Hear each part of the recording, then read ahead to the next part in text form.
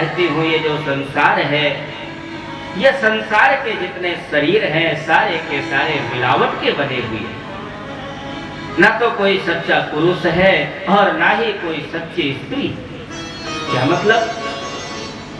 मैया ने कहा प्रभु स्त्री और पुरुष दोनों के मिलावट से ये शरीर बनते हैं, ये संसार बनता है। तो मैं ये जानना चाहती हूँ संसार और शरीर में कितना भाग परमात्मा का है और कितना भाग माया का है। प्रेमियों, इसी को सांख्य दर्शन कहा जाता है। सांख्य दर्शन मतलब संख्या लगाना। कितना भाग पुरुष का है, पुरुष माने परमात्मा, और कितना भाग प्रकृति का है, प्रकृति माने माया। मैया ने बहुत सुंदर प्रश्न किया। भगवान कपिल भगवान ने कहा मैया सुनो, पंचभिर ब्रह्म, पंचभिर ब्रह्म, चतुर्भिर दशभिस्तथा, एतत् चतुर्विंशतिकं गणं प्राधानिकं विदुः। कपिल भगवान ने कहा मैया संसार और शरीर को बनाने के लिए एक बात और ध्यान देना, संसार और शरीर दोनों एक ही जाति के हैं, दोनों एक जाति की है। जो संसार में है वही हमारे शरीर में है। आत्मा और परमात्मा ये दोनों एक जाति के, इसलिए ध्यान देना जो संसार में है वही हमारे शरीर में है। हाँ, संसार में थोड़ा समष्टि रूप में है और शरीर में व्यष्टि रूप में, पर है दोनों में बराबर। भगवान कपिल भगवान ने कहा मैया 5 भूत बने और 5 विषय बने। संसार में 5 भूत हैं। भूत माने पृथ्वी जल तेज वायु आकाश, ये 5 भूत, और यही 5 भूत शरीर में है। क्षितिज जल पावक गगन समीरा, पंच रचितयः अधम शरीरा। 5 भूत संसार में है, 5 भूत ही शरीर में है, दोनों में एकता। और 5 विषय हैं, शब्द स्पर्श रूप रस गंध, ये 5 विषय हैं। 5 में 5 को मिला दो, 5 भूत और 5 विषय, तो कितने हुए? 10 भूत। और प्रेमियों, इसके बाद 5 कर्मेंद्रियां हैं और 5 ज्ञानेंद्रियां। ज्ञानेंद्रिया कैसे हैं?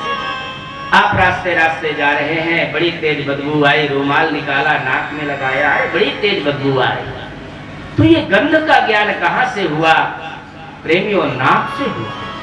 इसलिए जो नासिका इंद्रिय है ये एक ज्ञानेंद्रिय है। हम कथा बोल रहे हैं, आप सुन रहे हैं, तो ये सुनने का ज्ञान, शब्दों का ज्ञान कहां से हो रहा है? ये हमारे कर्ण इंद्रिय से हो रहा है। इसलिए ये कर्ण इंद्रिय एक ज्ञानेंद्रिय है। कोई हमारे सामने आया, छोटा है, मोटा है, गोरा है, काला है, इसका ज्ञान कहां से हुआ? ये नेत्र इंद्रिय से हुआ। इसलिए जो नेत्र इंद्रिय है ये भी प्रेमियों एक ज्ञानेंद्रिय है। बड़ी सुंदर भोजन की थाल सामने परोस कर आ गई, आंखें देख रही हैं, ललचा रहा है मन, कितना जल्दी जजमान कहे महाराज लक्ष्मी नारायण करो और हम भोजन परख पाएं। लेकिन जैसे ही भोजन का कवल तोड़ करके मुख में डाला, अरे तुमने भोजन चौपट कर दिया। क्यों महाराज? तुमने तो इसमें नमक डाला ही। एक ज्ञानेंद्रिय तो देख रही थी, नेत्र देख रहे थे, लेकिन समझ नहीं पाए। क्यों? क्योंकि रस का ज्ञान कराने वाली इंद्रिय जिह्वा इंद्रिय है, और इस जिह्वा इंद्रिय को एक ज्ञानेंद्रिय माना जाता है। आज बहुत तेज सर्दी हुई, आज बहुत तेज गर्मी हुई, इसका ज्ञान हमें कहां से हुआ? प्रेमियों, ये जो त्वचा इंद्रिय है, जो चमड़ा है शरीर का, ये भी एक ज्ञानेंद्रिय है। तो ये 5 ज्ञानेंद्रियां हैं और 5 कर्मेंद्रियां।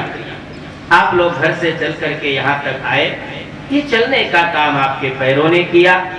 कोई वस्तु यहाँ से उठा करके यहाँ रख दिया, तो ये काम करने का जो कार्य है वो हाथों ने किया, इसलिए ये भी कर्मेंद्रिय हैं।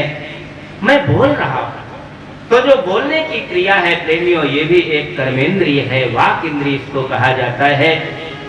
और 2 दस्त पेशाब की इंद्रियां, ये भी कर्मेंद्रियां हैं। तो 5 कर्मेंद्रियां और 5 ज्ञानेंद्रियां, इनको भी मिला दो तो कितने हुए? 10 ये हो गए। और पहले के 10 रखे हुए हैं, 5 भूत और 5 विषय। उन 10 में इन 10 को मिलाओ तो हो गए 20। इसके बाद प्रेमियों शरीर में एक अंतःकरण चतुष्टय होता है। ये जो हृदय है, हृदय हमारा 4 प्रकार की प्रवृत्तियों को धारण करता है, 4 प्रकार की वृत्ति को धारण करता है, जिसे अंतःकरण चतुष्टय कहा जाता है। थोड़ा उदाहरण के रूप में समझें। आप किसी के घर में गए, उसके घर में बड़ी सुंदर रंगीन टीवी लगी हुई।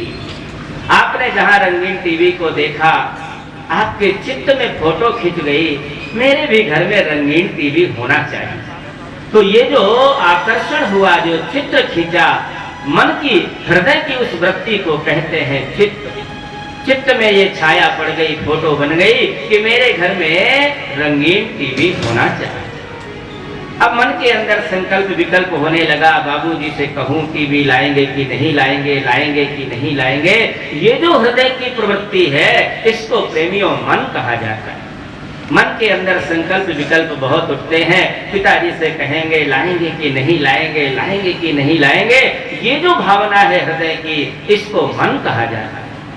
अब धीरे धीरे और आगे बढ़े, आपने निश्चय कर लिया हम पिताजी से कहेंगे और पिताजी को टीवी लाना पड़ेगा। तो ये जो प्रवृत्ति है हृदय की, इसको बुद्धि कहा जाता है। निश्चयात्मिका बुद्धि होती है। बुद्धि ने निश्चय कर लिया हम पिताजी से कहेंगे और पिताजी को लाना पड़ेगा। आपने पिताजी से कह दिया और पिताजी ने टीवी ला करके रख दिया, जहां सुंदर सुंदर रंगीन चित्र देखते हैं। तो अंतःकरण की जो चौथी वृत्ति है, जिसका नाम अहंकार है, वो आपके ऊपर हावी हो गया।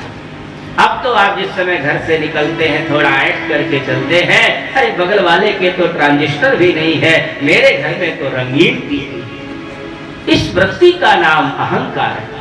प्रेमियों, हृदय 4 प्रकार की प्रवृत्ति वाला हुआ। मन, बुद्धि, चित्त, अहंकार। पहले के जो 20 रखे हैं, उन 20 में इन 4 को मिला दो तो कितने हुए? 24 हुए। यह सब माया कर परिवार, यह सब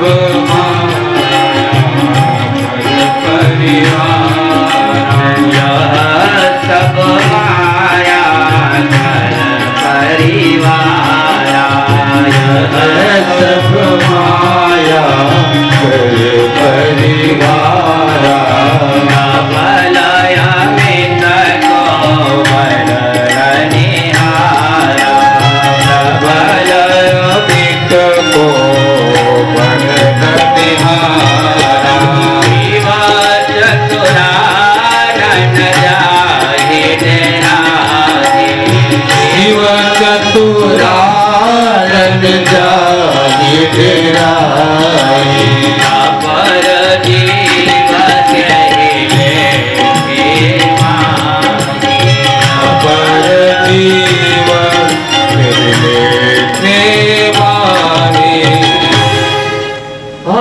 गाड़ी कंपनी से आई, बड़ा सुंदर उसमें पेंट है, बहुत सुंदर उसके ब्रेक हैं, बहुत सुंदर स्टीयरिंग है, टायर ट्यूब भी बिल्कुल नए पड़े हुए हैं। लेकिन अगर उस गाड़ी से कहो कि हमको चित्रकूट पहुंचा दो, तो क्या वो गाड़ी आपको चित्रकूट पहुंचा देगा? भजन कहां से हो? बाल्य अवस्था व्यतीत हो जाती है, युवा अवस्था में विवाह हो गया, ये जीव प्रमादी हो जाता है। अब तो संसार के सारे पदार्थ अपने हाथ में समझता है। धीरे धीरे युवा अवस्था भी समाप्त हो जाती है और धीरे धीरे भैया वो बुढ़ापे की तरफ को यात्रा करता है। बुढ़ापे में तो शरीर की सेवा करना बहुत मुश्किल होता है। हाथ हिलने लगते हैं, पैर काम नहीं करते, सिर हिलने लगता है, शरीर की सेवा नहीं हो पाती, भला भगवान की सेवा कैसे हो? बुढ़ापा आता है और बुढ़ापे के बाद में जब अंतिम स्थिति आती है, कंठ में आकर कफ विराजमान हो जाता है, घर घर की आवाज होने लगती है। लोग कहते हैं दादा राम राम करो, पर जब जीवन में अभ्यास नहीं किया तो बुढ़ापे में राम राम नहीं हो पाता। या जग में जब जन्म भयो, तब बालपना हंसी खेल गवायो, ज्वान भयो युवती संग पौढ़ी के, सारे युवा हंसी खेल गवायो। क्षीर समुद्र के पौढ़नहार, तिन्हें धरने के जो चित्र न लायो। पौढ़त पौढ़त पौढ़ी रहो, सोचिता पर पौढ़न के दिन आयो। बाल्यावस्था व्यर्थ में चली गई, युवावस्था विवाह होने के बाद प्रमाद में व्यतीत हो गई, वृद्धावस्था तो शरीर की सेवा करने में व्यतीत हो गई। सारा जीवन व्यर्थ चला जाता है, हाथ में कुछ नहीं लगता। पहचानो, मानव जीवन मिला है अपनी आत्म पहचान करने के लिए।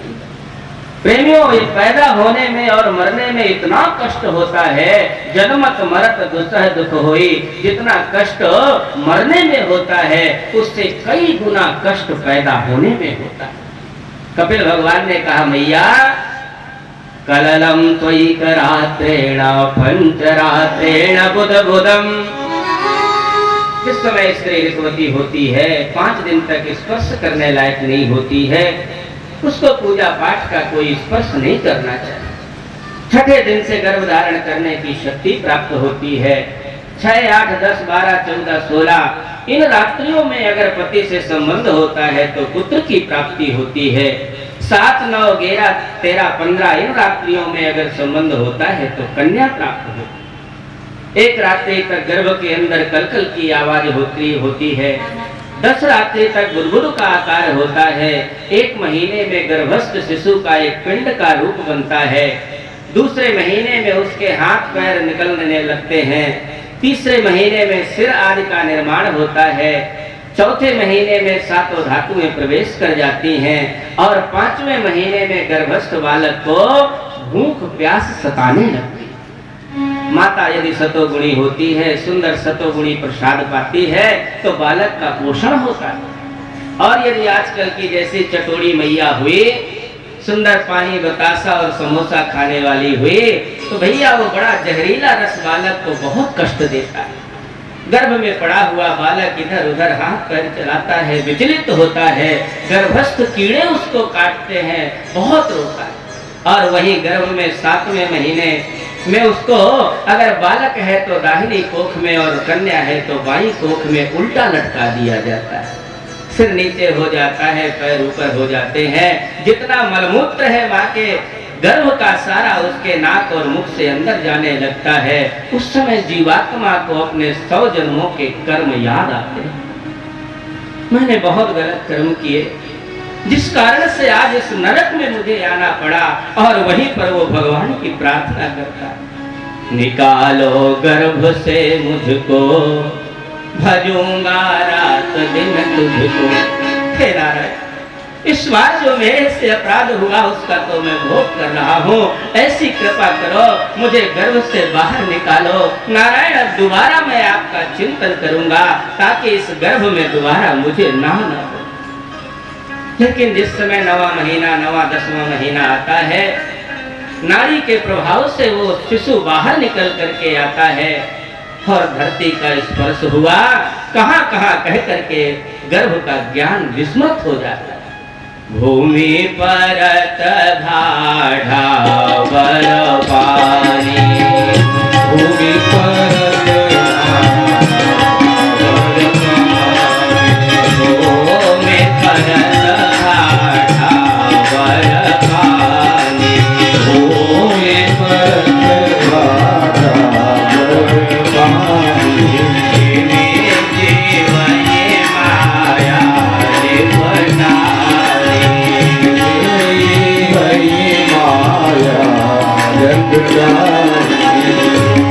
आया गोद में माता तो छूटा राम से नाता। जहां मैया ने उस बालक को गोदी में लिया, सिर सूंघा, चुम्बन किया, गर्भ का ज्ञान अदृश्य हो जाता और फिर वही बाल्यावस्था की क्रिया प्रारंभ होती है। लोग कहते हैं बाल्यावस्था में बच्चे को बड़ा सुख होता, लेकिन भैया बाल्यावस्था में बच्चे को बहुत कष्ट होता है। पेट में दर्द होता है, रो रहा है, बता नहीं सकता, वाणी से बोल नहीं सकता। दर्द तो पेट में हो रहा है, माता पिता उसकी नाक का इलाज करा रहे हैं, कान का इलाज करा रहे हैं, बेचारा कुछ कह नहीं पाता। मच्छर काट रहे हैं, आंख में मक्खी घुसी जा रही है, नाक में मक्खी घुसी जा रही है, पर अपने हाथ से हिला भी नहीं सकता। बड़ा कष्ट होता है। धीरे धीरे बड़ा होता है, मन तो खेलने में लगता है। स्कूल जाता है तो अध्यापक मारते हैं, नहीं जाता तो घर में मम्मी पापा मारते हैं। बेचारे की किसी तरह बाल्य अवस्था व्यतीत होती है, युवा अवस्था में प्रमादी हो जाता है और अंत में वही मरने की अवस्था। हजार बार कृपागार से करार हुआ, तौला भजन दिल से एक बार हुआ।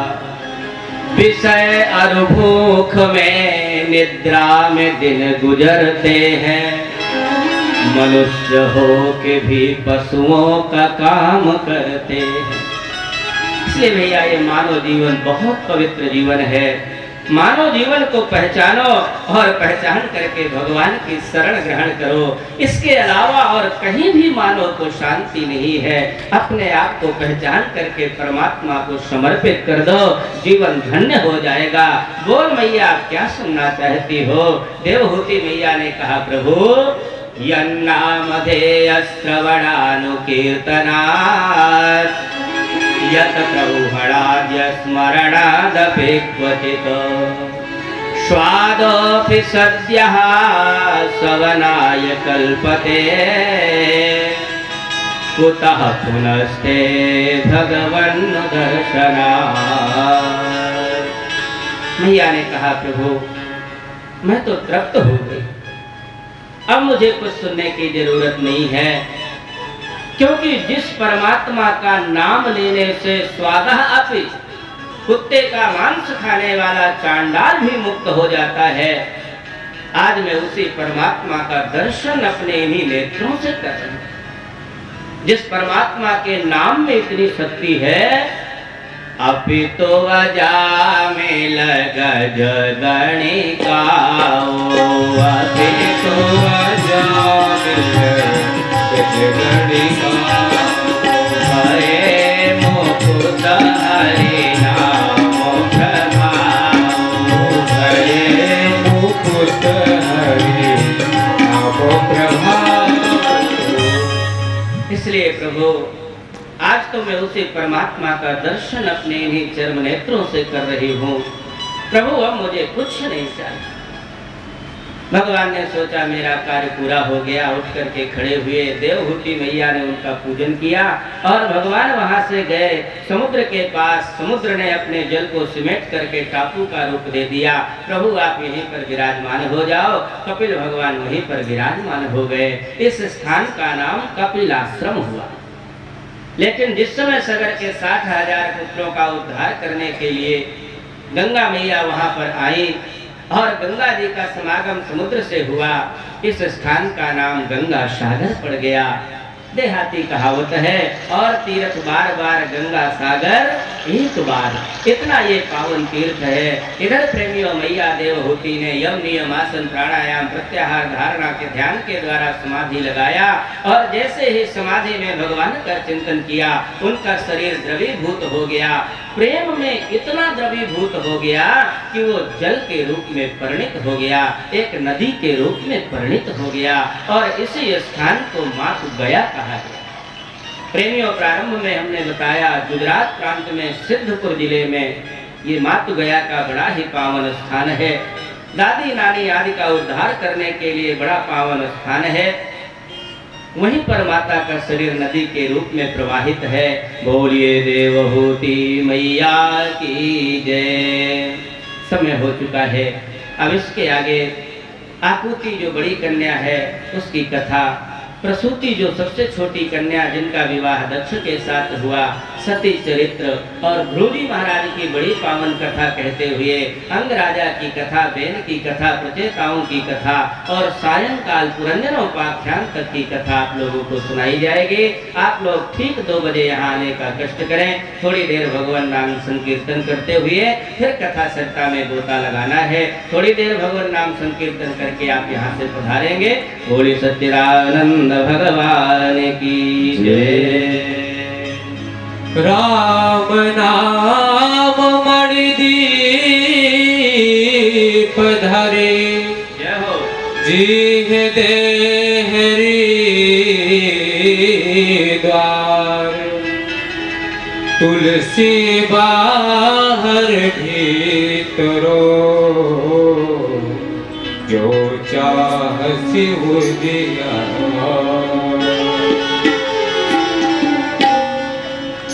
कर दो दूर प्रभु मेरे मन में अंधेरा है कर दो दूर प्रभु मेरे मन में अंधेरा है कर दो दूर प्रभु मेरे मन में अंधेरा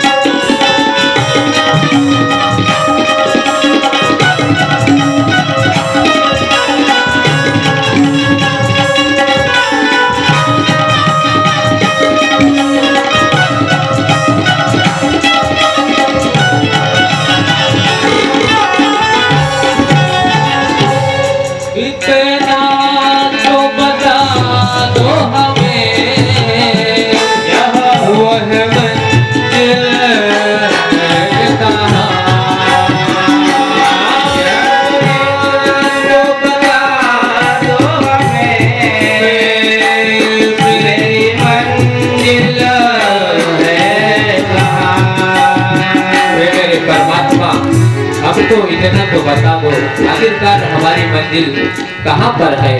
आपके इशारे से हम अपनी मंजिल पे पहुंच पाएंगे। हे मेरे दिल बंधु, इतना तो बता दो हमें मेरी मंजिल है कहाँ।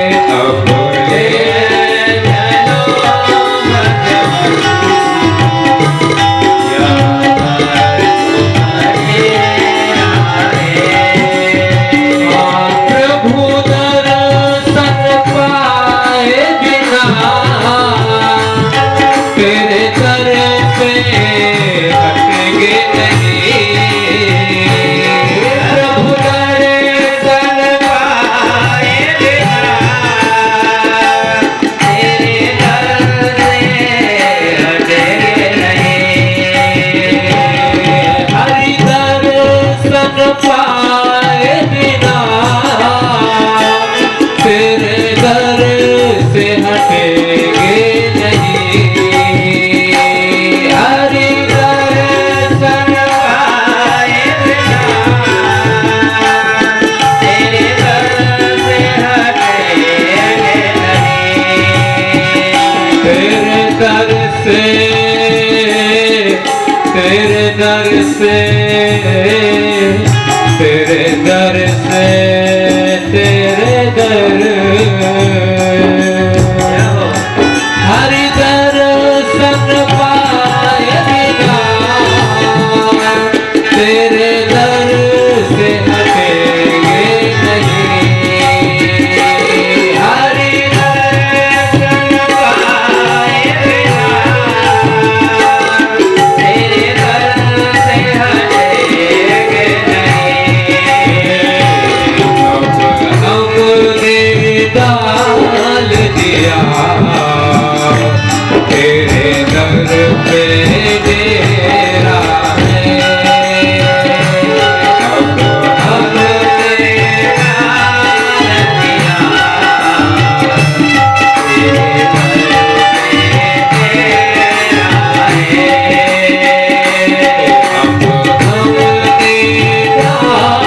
दिया तेरे दर पे डेरा है। अब हमने डाल दिया तेरे दर पे डेरा है।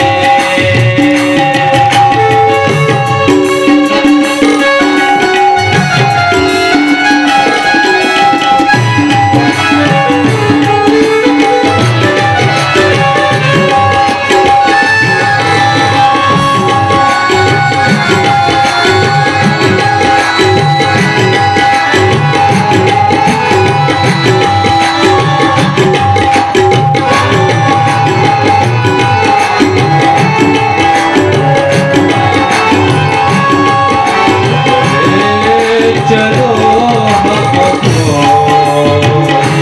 जहाँ संतों का डेरा है। अब ले चलो हमको जहाँ संतों का डेरा है। दूर प्रभु तेरे मन में तेरा है। दूर प्रभु मेरे मन तेरा है।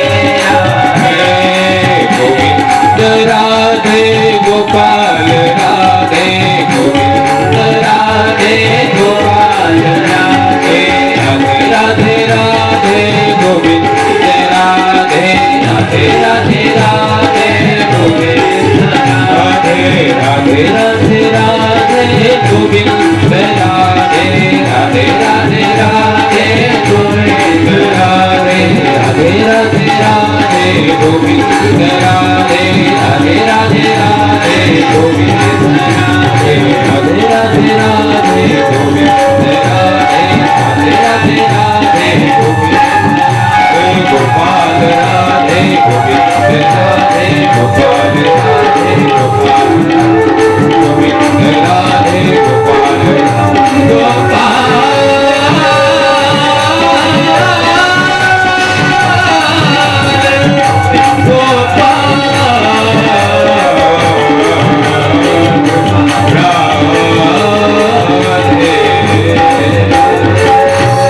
बोले वृंदावन बिहारी लाल की जय। श्रीमद् भागवत महापुराण की जय। गुरुदेव भगवान की जय। संतन की जय। विश्राम, मध्याह्न विश्राम। कोई विशेष सूचना होगी तो हमारे समिति के सदस्य सूचित करेंगे।